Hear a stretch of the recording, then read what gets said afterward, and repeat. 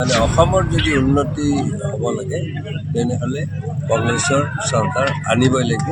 অসমত বৰ্তমান চৰকাৰখনে ৰাইজক যিটো জলাকলা খুৱাইছে, এই জলাকলা খোৱাৰ পিছতো 12,500 টকাৰ নামত মানুহক যেনেদৰে কঙা কৰিছে বা আত্মসহায়ক 10,000 টকা দিম বুলি যেনেদৰে ঠগাই আছে, এই কথা বাৰ্তাবিলাক ৰাইজে যেতিয়ালৈ নুবুজিব তেতিয়ালৈ চৰকাৰৰ অটপালি চলিব। এই ভ্ৰষ্টাচাৰী মিছলীয়া মুখ্যমন্ত্ৰী হিমন্ত বিশ্ব শৰ্মাক যেতিয়ালৈ আমি উৎখাত কৰিব নোৱাৰোঁ তেতিয়ালৈ ৰাইজৰ কিন্তু শান্তি নহ'ব। আৰু ৰাইজ মানে অসমৰ যদি উন্নতি হ'ব লাগে তেনেহ'লে কংগ্ৰেছৰ চৰকাৰ আনিবই লাগিব। এইটো বৰ্তমান ৰাইজে বজাৰ কৰা মানুহ হিমন্ত বিশ্ব শৰ্মাহঁতে বজাৰ নকৰে।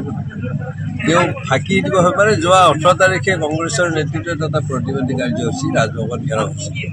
দ্বিতীয় দিনাই তেওঁ ক'লে যে ৰাজনৈতিক দলৰ হেনো প্ৰতিবাদ কৰা কাম নহয়। কিন্তু অতি দুৰ্ভাগ্যজনক কথা, তেওঁ মুখ্যমন্ত্ৰী হৈ থকা দলটোৰে যোৱাকালি সমগ্ৰ অসমত প্ৰতিবাদ কৰিছে। এটা বিষয়টো কি, আমাৰ নেতা ৰাহুল গান্ধীয়ে বোলে মণিপুৰৰ সাংসদগৰাকীক অপমান কৰিছে। গতিকে এনেকুৱা এটা মিছলীয়া মানুহ আৰু ইমান মিছা কথা কৈ মানুহক আভুৱা পাৰে, এই তেনেকুৱা মানুহজনৰ যেতিয়ালৈ থাকিব তেতিয়ালৈ অসমত বৰ্তমান চৰকাৰখনে ৰাইজক যিটো জলাকলা খুৱাইছে, এই জলাকলা খোৱাৰ পিছতো 12,500 টকাৰ নামত মানুহক যেনেদৰে কঙা কৰিছে বা আত্মসহায়ক 10,000 টকা দিম বুলি যেনেদৰে ঠগাই আছে, এই কথা বাৰ্তাবিলাক ৰাইজে যেতিয়ালৈ নুবুজিব তেতিয়ালৈ চৰকাৰৰ অটপালি চলিব।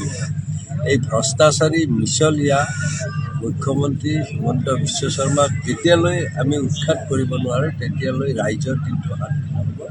আৰু ৰাইজ মানে অসমৰ যদি উন্নতি হ'ব লাগে তেনেহ'লে কংগ্ৰেছৰ চৰকাৰ আনিবই লাগিব।